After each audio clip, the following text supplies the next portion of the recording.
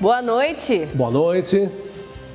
Papa Leão XIV nomeia novo presidente da Pontifícia Academia para a Vida. Santo Padre fala do papel social e educativo do esporte. Campeão italiano da Série A é recebido pelo Papa Leão XIV. Um dia de despedida na igreja de Aracaju. Morre aos 98 anos Monsenhor Carvalho. Municípios em situação de emergência. Pesquisa aponta aumento no número de casos de doenças respiratórias no Brasil. Dia Nacional da Mata Atlântica. A data foi uma inspiração baseada na carta escrita por São José de Anchieta. Silencioso e perigoso. Saiba os riscos do glaucoma, doença que atinge milhões de brasileiros e pode levar à cegueira. Gestos simples e uma vida inteira de gratidão. O leite humano tem papel fundamental na saúde dos recém-nascidos. A doação ajuda a recuperação de bebês em UTIs neonatais, em especial os prematuros. Vocação do comunicador católico. Livro relaciona o uso dos meios de comunicação para a promoção da paz, justiça, esperança e amor. Começa agora o Canção Nova Notícias. Informação com fé a serviço da vida e da esperança.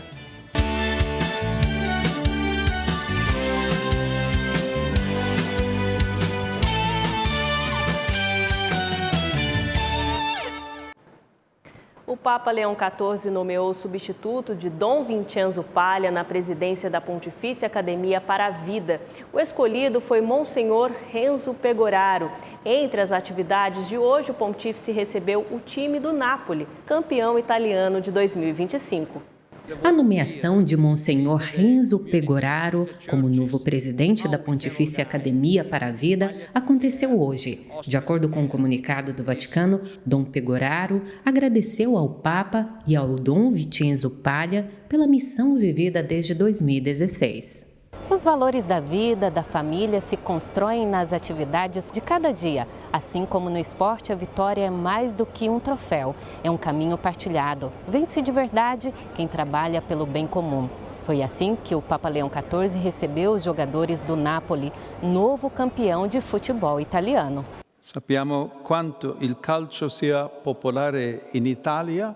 O Santo Padre disse que, com a popularidade do futebol na Itália e no mundo, o valor social de um evento como este vai além do fato técnico-esportivo. Usou o exemplo de uma equipe, no sentido mais amplo, que trabalha em conjunto com os talentos individuais colocados a serviço do todo. O futebol, na visão do Papa, envolve o aspecto educativo, em que a imaginação e os corações dos mais jovens são moldados para o bem ou para o mal. Infelizmente, quando o esporte se torna um negócio, de acordo com o pontífice, ele corre o risco de perder os valores que o tornam educativo. Leão XIV lembrou que é preciso estar vigilante sobre essa realidade. Devemos ter muito cuidado com a qualidade moral da experiência esportiva em nível competitivo, porque o crescimento humano dos jovens está em jogo, disse o Papa. Após ser escolhido como bispo de Roma, a imprensa italiana divulgou que o Papa torce pelo time romano. Não volevano applaudire perché nella stampa dice che io sono romanista. Com bom humor, o Santo Padre afirmou que nem tudo que sai nos jornais é verdade. Em Sergipe, os fiéis se despediram hoje de Monsenhor José Carvalho de Souza. O sacerdote foi uma ponte para a evangelização no Brasil ao contribuir para a aquisição da primeira geradora da TV Canção Nova em Aracaju. Ao longo do dia, 3 missas de corpo presente foram celebradas. Amigos, autoridades e religiosos se reuniram para prestar as últimas homenagens ao sacerdote. As nossas manifestações de condolências, de esperança aos familiares, a todo o clero de Aracaju. Nesta gravação de 2022, o Monsenhor Carvalho recorda com emoção o encontro que teve com o padre Jonas Abib, ocasião em que foi procurado para emprestar uma quantia em dinheiro. Um gesto silencioso, mas decisivo para a aquisição da primeira geradora da TV Canção Nova. Naquele tempo eu era diretor do Colégio Arquidiocesano e me pedi este R$ 1 bilhão emprestados, né? Em 5 vezes programado, Ele deixou por muitas vezes, porque na verdade nós não tínhamos os 100 mil mensal, mas nós dávamos o que podíamos. Então ele foi uma grande providência divina para nós, Canção Nova. Monsenhor Carvalho deixa também um legado de fé e evangelização, principalmente na área educacional. Foi ele quem fundou o Colégio Arquidiocesano, um espaço em que deu direção acadêmica e espiritual, inspirando gerações inteiras de sergipanos. Dentro da escola, ele sempre convivia com a gente, sempre passeava pelo pátio, sempre estava ali perguntando aos alunos, falando com a gente. Esse acolhimento certamente é uma retribuição de tudo aquilo que ele fez de bom em Aracaju. As homenagens se multiplicam entre ex-alunos, amigos e pessoas que conviveram com o Monsenhor. Maria José trabalhou ao lado dele por 25 anos e guarda lembranças que traduzem a dimensão humana e espiritual de sua missão. Tenho um sentimento de gratidão por todo o amor, por todo o carinho, por todo o apoio que recebi do Monsenhor Carvalho. Todos tinham o maior carinho e apreço, porque o Monsenhor Carvalho era um sacerdote e um educador de primeira. Ele sempre defendeu no colégio dele que lá os alunos tinham que estudar para serem felizes, capazes e honestos. 98 anos, todos dedicados à vida, de modo especial, à vida presbiteral. O sepultamento do Monsenhor Carvalho aconteceu esta tarde no cemitério Santa Isabel, em Aracaju. Olá, boa noite. Tem frio intenso chegando no Brasil. A primeira onda de frio de 2025 começa na quinta-feira, dia 29, e as temperaturas ficarão entre 3 e 5 graus abaixo da média. No sul do país, a frente fria se desloca sobre parte da região e a condição de chuva aumenta na madrugada nos 3 estados e se destaca principalmente entre o oeste paranaense e catarinense. O risco é elevado para temporais e ventos fortes e as temperaturas caem principalmente em Porto Alegre, onde fará a mínima de 10 graus, e Curitiba com mínima de 12. A frente fria avança em direção ao sudeste e chega à capital paulista e faz a chuva se espalhar para as outras regiões do estado. As rajadas de vento entre São Paulo, Minas Gerais e Rio de Janeiro podem chegar aí aos 70 km por hora. Já entre Minas Gerais e Rio de Janeiro não chovem. O norte e o centro-oeste do país devem ficar sim chuvosos e essa mudança no tempo chega também ao Mato Grosso do Sul, Mato Grosso e parte de Goiás, onde são esperados temporais, ventos fortes e até granizo. A mínima será aí de 19 graus em Cuiabá. O risco de temporal atinge quase todos os estados do norte do país e a exceção vem ser aqui, o Tocantins, onde não chove.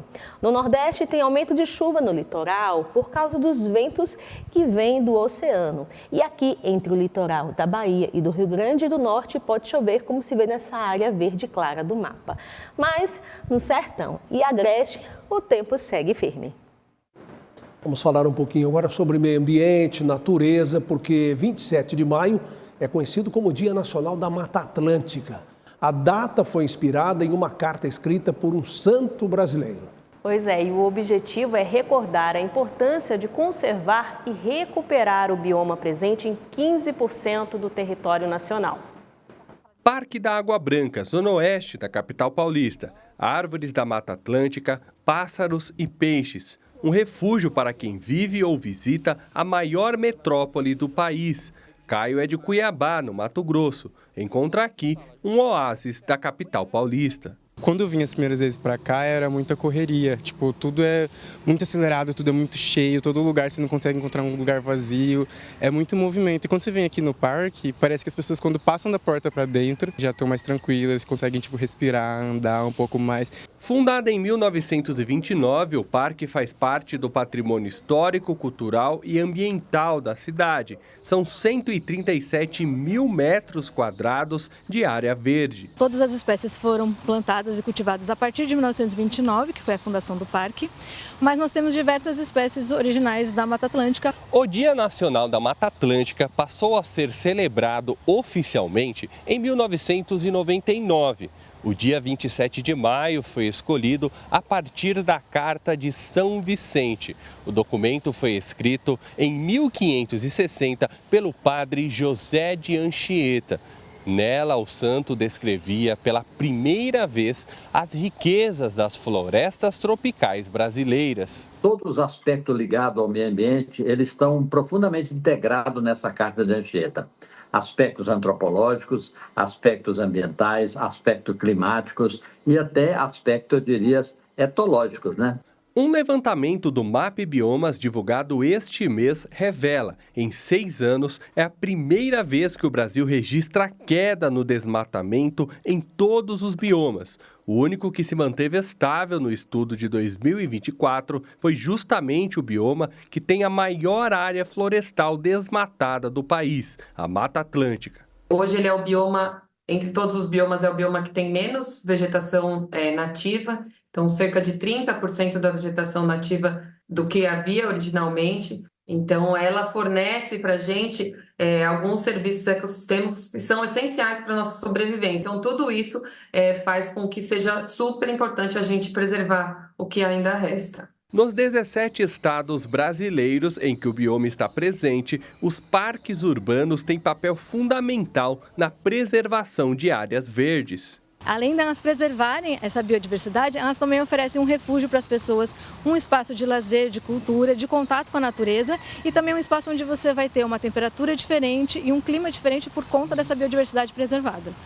A síndrome respiratória aguda grave voltou a preocupar. Pelo menos 20 estados estão em alerta com um aumento expressivo de casos, especialmente no centro-sul do país. Segundo o Ministério da Saúde, já são mais de 64 mil notificações em 2025. Quando soube da campanha de vacinação contra a influenza, Regina logo veio se prevenir. Eu acho que é super importante a gente se prevenir contra as doenças que são possíveis, né? Então, para que a gente vai pegar gripe se a gente pode ter uma vacina disponível no SUS para a gente se prevenir? Segundo dados da Fundação Oswaldo Cruz, os casos de doenças respiratórias têm aumentado em 20 das unidades federativas. O alerta é para a região centro-sul do país, a exemplo de São Paulo, Paraná, Rio de Janeiro e Espírito Santo. De acordo com o Ministério da Saúde, foram identificados mais de 64 mil casos de síndrome respiratória aguda grave neste ano. Quase 20% são de influenza A e 24,5% de rinovírus. A pesquisadora da Fiocruz explica que as temperaturas mais baixas podem contribuir com a proliferação do vírus. São os vírus da influenza e o vírus sincicial respiratório. E esses dois vírus, eles têm um comportamento sazonal, eles ocorrem com maior frequência nessa época de outono e inverno. A orientação é que a população procure o posto de saúde mais próximo para receber a dose da vacina. O ideal é que as pessoas dos grupos prioritários, tomem essa vacina, porque ela não protege necessariamente contra infecção, mas ela protege principalmente contra os casos mais graves e também contra o óbito. A gente pede para que essa pessoa saia de casa usando uma boa máscara para evitar transmitir esse vírus que ela se infectou para outras pessoas. Ainda falando de saúde, silencioso e traiçoeiro, o glaucoma é uma das principais causas de cegueira irreversível no mundo e pode evoluir sem dar sinais. Milhões de brasileiros convivem com a doença sem saber. Pois é, Fernanda, nossa reportagem mostra como o diagnóstico precoce é fundamental para preservar a visão. Uma dor forte nos olhos levou Dona Maria de Lourdes a procurar atendimento com uma oftalmologista. Durante a consulta, veio o diagnóstico. Uma dor terrível e eu procurei uma médica lá em Manhuaçu, ela me mandou para cá às pressas que eu tinha que fazer uma cirurgia de glaucoma com urgência, porque minha pressão do olho estava muito alta. O glaucoma é uma doença silenciosa que afeta cerca de 2 milhões de brasileiros. A pressão intraocular elevada é um dos fatores de risco, mas há outros que também contribuem para o desenvolvimento da condição. Quanto mais velhos, nós temos mais dificuldade de ter a drenagem do líquido que passa dentro do olho. Então, é necessário acompanhamento, principalmente de uma idade mais avançada. Os pacientes que têm histórias de glaucoma na família, é importante ser avaliado quanto antes para diagnosticar precocemente a doença. O glaucoma não tem cura, mas pode ser controlado. Nos hospitais ligados ao Sistema Único de Saúde, como a Santa Casa de Belo Horizonte e outros espalhados pelo Brasil, é possível ter acesso gratuito a exames, consultas, cirurgias e tratamentos que preservam a visão e devolvem a qualidade de vida ao paciente. Só vi vocês assim, via só o vulto. Eu não via assim, entendeu? A pessoa não, só o vulto mesmo que eu via. Tá, agora eu ando sozinho, depende de ninguém. O Hospital Frei Galvão, no interior paulista, inicia uma nova fase. A partir de agora, os atendimentos passam a ser exclusivamente pelo Sistema Único de Saúde. Durante coletiva de imprensa, nesta segunda-feira, a nova equipe gestora apresentou as mudanças. O Hospital Maternidade Frei Galvão foi fundado em 1940 por um padre e pelas Irmãs da Providência. No início, contava com apenas 20 leitos. Com o passar dos anos, a estrutura foi sendo ampliada até se transformar no que é hoje. Agora, uma nova fase começa. O atendimento volta a ser exclusivo do SUS. Esta decisão de atender somente os pobres pelo SUS exige muita coragem. Vamos fazer tudo para que seja atendido de melhor maneira possível. Uma nova equipe assume a administração com propostas de reestruturação e cuidado ampliado. A nossa filosofia enquanto instituição é colocar o paciente como prioridade de atendimento em toda a nossa instituição, assim como os funcionários. Dentro da hierarquia da unidade, nós somos todos iguais. O mesmo valor que a senhora da hotelaria tem, é o mesmo valor que o médico tem, nós somos uma única família. Para a irmã Ivanete, a história do hospital sempre foi conduzida pelas mãos de Deus. E cada fase vivida até aqui tem um sabor de missão cumprida. A gente tem a certeza de que Deus nos conduziu em todo esse tempo. E Ele foi colocando passo a passo as pessoas certas na hora certa. Então, nesse momento, a gente fecha e começa essa nova etapa com chave de ouro. Uma correção, a coletiva de imprensa no Hospital Frei Galvão foi hoje e não ontem, como eu disse há pouco.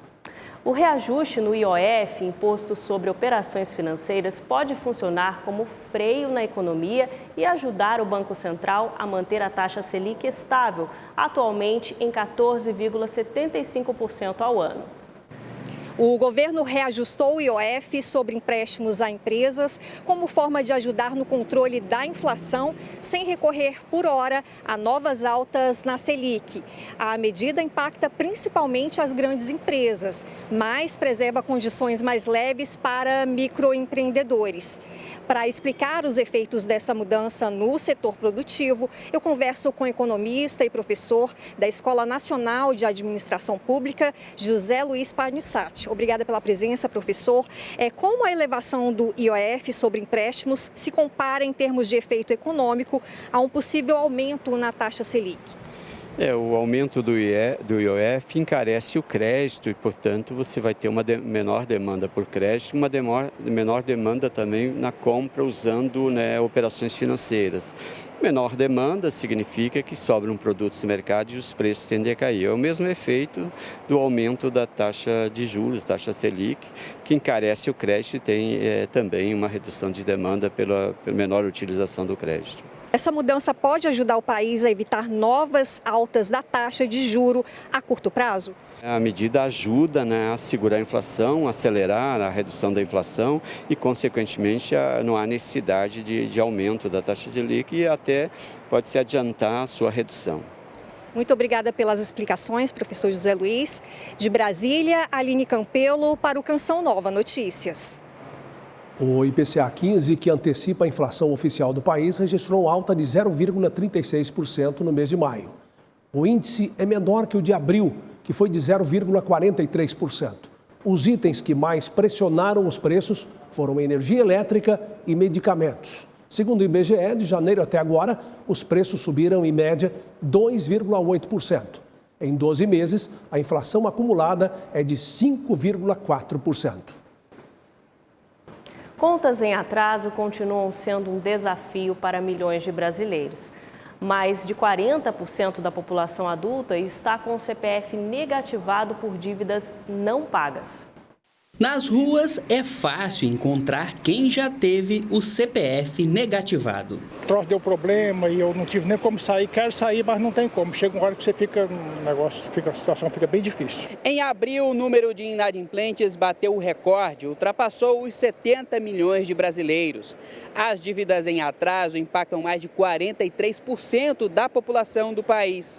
Os dados foram levantados por empresas de proteção ao crédito, que revelam 20 milhões de pessoas estão negativadas e ainda não sabem que estão nesta situação. Esse endividamento ele vem tanto pela taxa de juros, que está alta, como também pela inflação. É realmente um número muito alto, são muitas pessoas endividadas, com dificuldade não só de comprar e consumir no dia a dia, mas também de conseguir crédito, de tomar mais crédito, conseguir comprar coisas maiores, coisas melhores. Especialistas em finanças recomendam mais controle sobre receitas e despesas, definição de metas e educação financeira contínua. Muitas vezes as pessoas falam assim, eu fiquei endividado porque surgiu imprevistos. Um bom planejamento financeiro, ele consegue se organizar para que esses imprevistos sejam superados. Ele é vital para se fazer o mais rápido possível, mesmo você estando endividado. O economista reforça que o diálogo com a família é fundamental no processo de reequilíbrio financeiro. É importante a pessoa sentar, fazer uma reunião familiar com a esposa, com os filhos, né? Crianças a partir de 6 anos de idade, estudos comprovam que ela já tem a consciência financeira para você fazer um processo de educação financeira, não só do chefe da casa, mas principalmente toda a família, para que ela entenda a situação e colabore. Importante e necessário cuidar das finanças, né? As finanças domésticas. A Polícia Federal intensificou o combate às fraudes bancárias. Nesta terça-feira, foram cumpridos mandados de busca e apreensão em uma investigação sobre golpes envolvendo o Pix na Caixa Econômica Federal.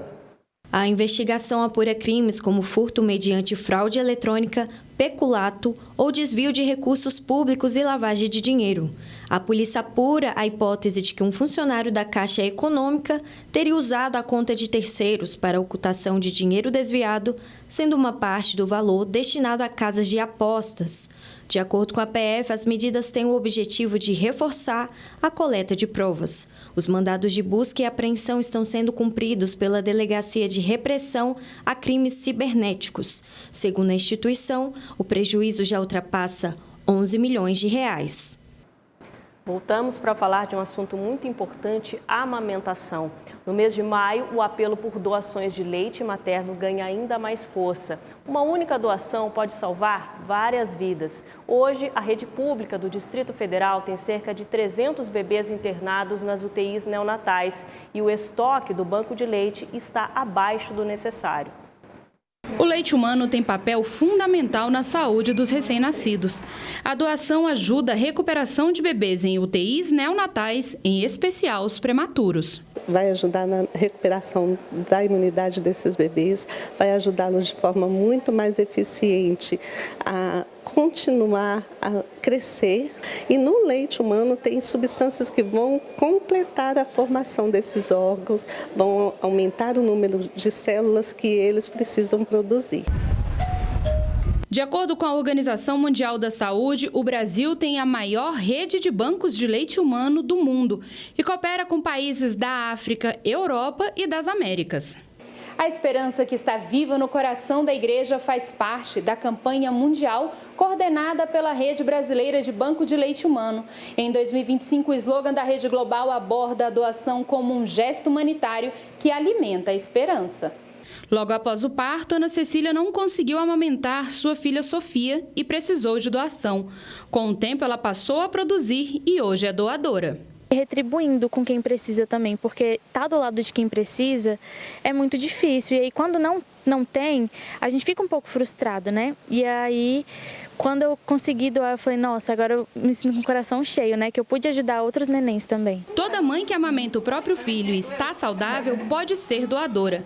O Brasil possui bancos de leite humano em todos os estados. São 222 no total, além dos 217 postos de coleta. Para saber onde há um banco de leite próximo de sua localidade, ligue para 136. No Distrito Federal, informe-se também pelo site Amamenta Brasília ou pelo portal do Cidadão do DF. Infelizmente, o leite que é doado, ele é apenas para os bebês que estão internados. Se a mãe acha que não tem leite, se ela está tendo dificuldade para amamentar o seu próprio filho, ela pode procurar um banco de leite mais próximo da casa dela ou um posto de coleta também, que nós temos postos de coleta funcionando, e ela vai ser avaliada, orientada e apoiada enquanto ela precisar dessa ajuda. A cada ano, cerca de 150 mil litros de leite materno alimentam recém-nascidos de baixo peso internados em unidades neonatais do Brasil. Com a experiência dos dois lados da história, Ana Cecília deixa sua mensagem. Para as mamães que têm de sobra, para que elas ajudem os nenéns, das mamães que infelizmente têm essa dificuldade, né? Mas que vai dar tudo certo e que os nenéns vão amar vocês de qualquer forma. A doação faz a diferença. Amanhã você vai ver como a união entre rede pública e hospitais privados tem garantido leite materno a bebês internados nas UTIs do Distrito Federal. Uma reunião ordinária de bispos e cardeais do Departamento para as Causas dos Santos está marcada para o dia 17 do mês que vem. O encontro dará início à etapa de análise e discussão sobre a vida, virtudes heróicas e fama de santidade do servo de Deus, diácono João Luiz Pozobon. Na presidência geral da Obra Internacional de Schoenstatt, padre Alexandre Melo fala da expectativa desse importante passo no processo. É com alegria que aqui desde Schoenstatt recebemos a notícia de que no dia 17 de junho vai ser tratado pelos cardeais e bispos na sessão ordinária do Dicastério para a Causa dos Santos, a causa do João Luiz Pozobon. Sabemos que é mais um passo para reconhecer a fama de santidade do servo de Deus, na certeza de que a sua vida é exemplo para toda a igreja. Não buscamos esse reconhecimento por ele mesmo, nem mesmo pela família de Schoenstatt, mas especialmente para que ele seja instrumento de evangelização, que seja um exemplo para os diáconos, para os pais de família, que seja um exemplo para toda a igreja, nesse tempo em que o Papa nos convida a continuarmos como uma igreja missionária. Isso foi o que o Pozobon fez durante toda a sua vida. Levou a mãe e nos braços dela Jesus a todas as famílias. É isso que esperamos que também a igreja possa reconhecer em breve. Ainda não é um passo definitivo, mas pode ser um passo importante nesse processo. Rezemos por isso. Informar com responsabilidade e fidelidade à verdade. Esse é o papel de quem comunica a igreja. A missão exige fontes confiáveis, escuta atenta e compromisso com a dignidade das pessoas. No interior de São Paulo, a vocação do comunicador católico ganha novo destaque. Informar com responsabilidade e credibilidade, papel de um bom comunicador. E comunicar à igreja precisa ser com base em fontes oficiais e conteúdos verdadeiros. Através daquilo que nós falamos, a gente forma o coração do cristão. A gente mostra para ele qual é a realidade que a igreja está vivendo. E não ficar buscando nuances, tentando beneficiar uns e outros. Buscar a verdade, né? Buscar o bem das pessoas, buscar uma ética que seja de fato a favor da vida das pessoas e da dignidade das pessoas. No dicionário, comunicar é manter o diálogo ou informar. Na igreja, é vocação e missão que contribuem para a construção da identidade da vida humana, como afirmava o Papa Francisco. O Papa Leão, ele chega com esse sentido de dar continuidade a essa comunicação, porque nós vivemos hoje um tempo de comunicação, tudo se comunica. Irmãos e irmãs, dou-lhes as boas-vindas, representantes da mídia de todo o mundo. Agradeço-lhes pelo trabalho que fizeram e estão fazendo nesse tempo. A necessidade de comunicar Jesus Cristo para o mundo motivou a irmã e jornalista do Movimento Apostólico de Schanstedt, no Brasil, a escrever um livro. Cada vez que um comunicador ele produz uma imagem, ele produz um texto, ele produz um vídeo, ele está dando continuidade àquilo que fizeram os apóstolos.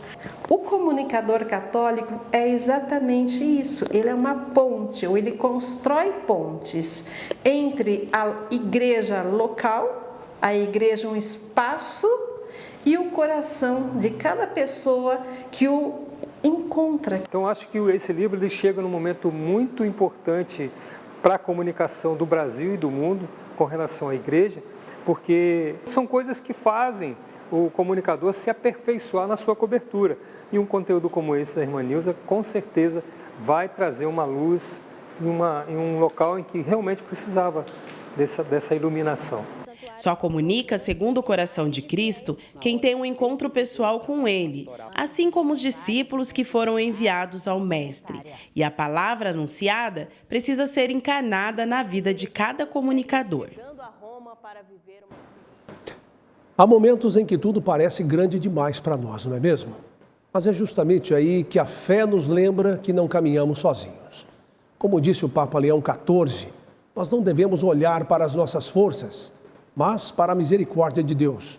O Espírito Santo nos fortalece, nos instrui e age onde nossas limitações humanas não alcançam, disse o Papa. Deus sabe por que nos chamou. Alcançamos até aqui 76% na campanha desse mês. Doe pelo Pix com a chave pix.doação@cançãonova.com. Obrigada por sua fidelidade. A devoção a Nossa Senhora atravessa séculos e gerações, sustentando a fé de milhões de católicos. Nesta reportagem, vamos conhecer histórias de quem vive essa espiritualidade e entender o que a Igreja ensina por meio dos dogmas sobre Maria. Maria, figura silenciosa e orante, aquela que serve de ponte, de canal até Jesus. Não importa o título que receba, todos apontam para uma só, a Mãe de Deus, que entregou o próprio Filho para a salvação da humanidade. Porque foi ela que me segurou pela mão, me caminhou, principalmente quando eu fiquei viúva. Quando a gente pede, a mãe, o filho atende. Pela intercessão da Virgem Maria, graças são alcançadas. Meu neto tinha leucemia, foi em 2018, veio o diagnóstico e eu pedi dia e noite, aqui na frente do sacrário, diante de Nossa Senhora da Piedade. Pedi para ela essa graça. Depois de 6 anos e meio, veio a graça da cura da leucemia. Foi também por sua presença marcante na história que a Igreja Católica proclamou os dogmas marianos. Os dogmas, podemos dizer, são placas, são balizas que apontam e direcionam a vida cristã. São 4 os dogmas marianos proclamados pela Igreja Católica: maternidade divina, virgindade perpétua, Imaculada Conceição e Assunção de Maria. A maternidade divina de Maria. A Igreja entende que Maria é mãe de Jesus, feito homem, e mãe de Deus, porque Jesus é o Filho único de Deus. E Maria, ela é fecundada pelo Espírito Santo. O dogma da Imaculada Conceição, o dogma de 1854. Na ocasião, o Papa Pio IX, ele vai afirmar este terceiro dogma da Imaculada Conceição. Maria é preservada do pecado original para que possa, então, gerar o Filho de Deus, o Filho único de Deus. E o 4º dogma mariano, o dogma da Assunção da Virgem Maria ao céu, também o dogma da esperança. Para Marco Aurélio, a Virgem Maria é exemplo e inspiração de santidade.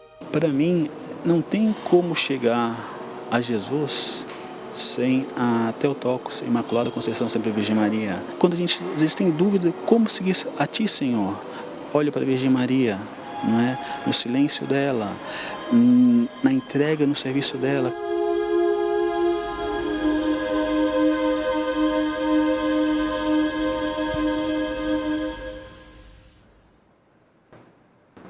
Assista daqui a pouco, às 8 horas, ao programa Pra Ser Feliz, com o padre Adriano Zandoná. O Reinflama vem logo depois, às 9 e às 10 tem PHN. Excelente noite e até amanhã. Boa noite e paz para você.